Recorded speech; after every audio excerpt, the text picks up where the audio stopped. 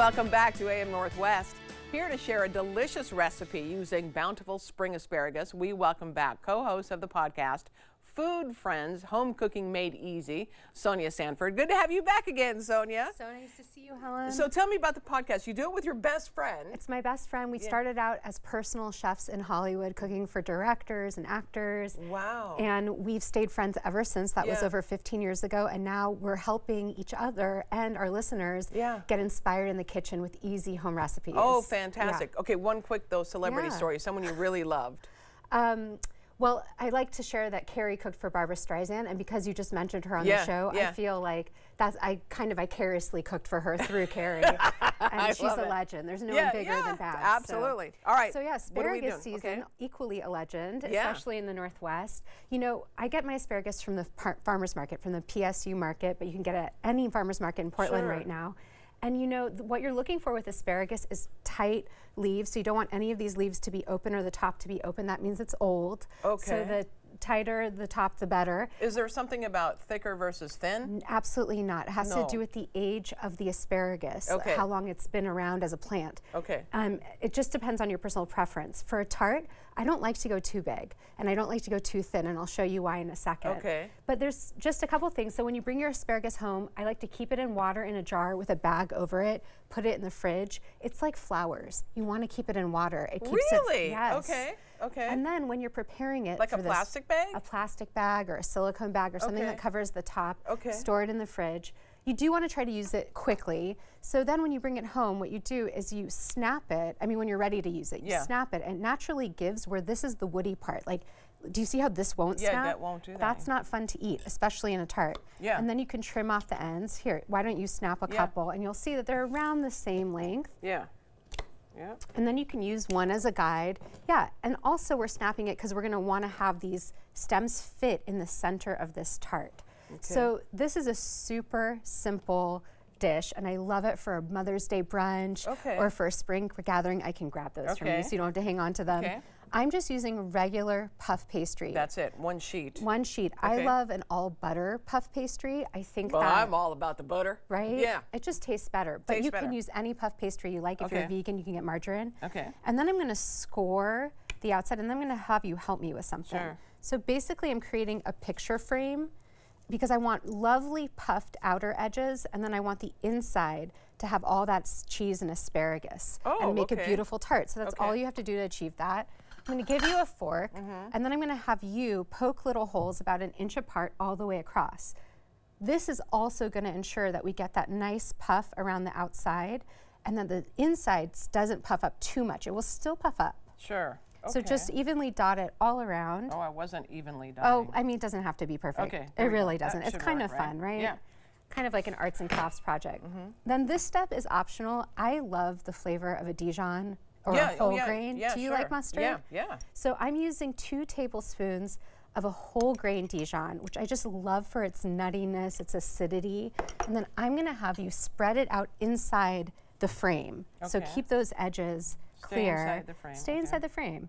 And this is going to go so well with like also a nutty Gruyere. Oh, yeah. You know, I love Gruyere.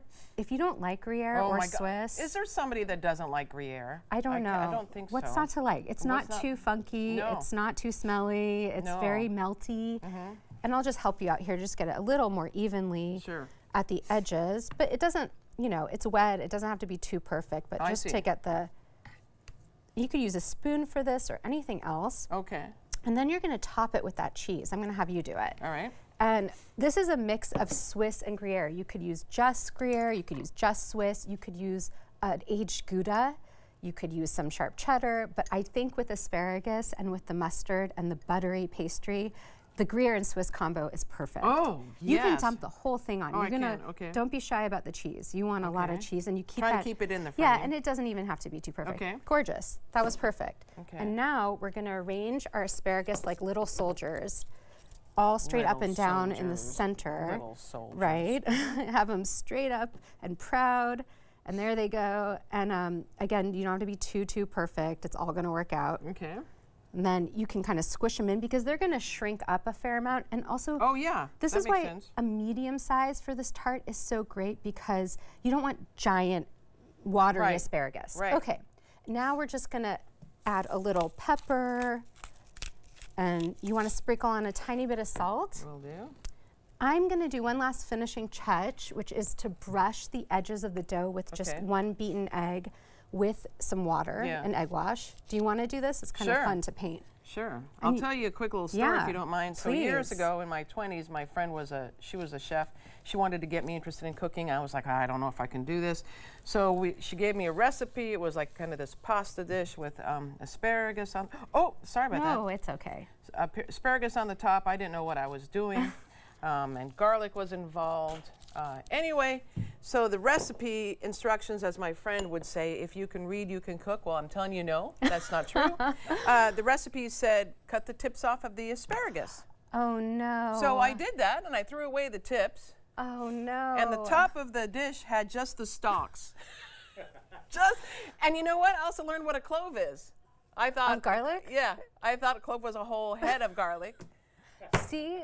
Here's the thing, we really have to, well, yeah, there you go. That's the most important thing. So that's my asparagus story for you. So we're gonna pop this in a 400-degree oven, and it's gonna cook up in 25 minutes. 25 minutes, that looks great. I think this is a great idea for Mother's Day. It's so nice. Yeah. And all you need to serve alongside this is like a great citrusy salad. Oh, yeah. Oh, look at that. And then, oh my gosh, that's beautiful. Would you like me to cut Sonya, you a slice? yeah, that's beautiful.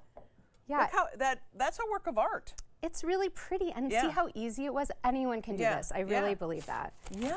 And do you hear that crunch and that crisp? Okay. Oh my gosh, that's Let me just great. turn it a little bit and I'll get you the pretty, well, you want some cheese. You gotta get a little bit. Have some cheese, Sonya. Okay. Now tell me, your cookbook, you have this beautiful cookbook, braids. Yes. What are some fun recipes we should try for Mother's Day in braids that you can think of? You know, I love any of them. I love to make, well, the cheesecake we made on here is a great Mother's Day, but also I love to do a spread of salads. I make a golden egg salad, a smoked fish salad, some beautiful hummus, a spread of crudité, and a tart. It's a beautiful way to start a morning. I'm hungry just listening to you talk about all that. This is fabulous. I'm so glad you like it. Thank you so much. Thanks for having me. We're going to put the recipe on our website, and don't forget to check out Food Friends Home Cooking Made Easy. Sonya Sanford, thank you so much. Thanks, Helen. All right, we'll be right back with more AM Northwest. Don't go away. This is good. I got it.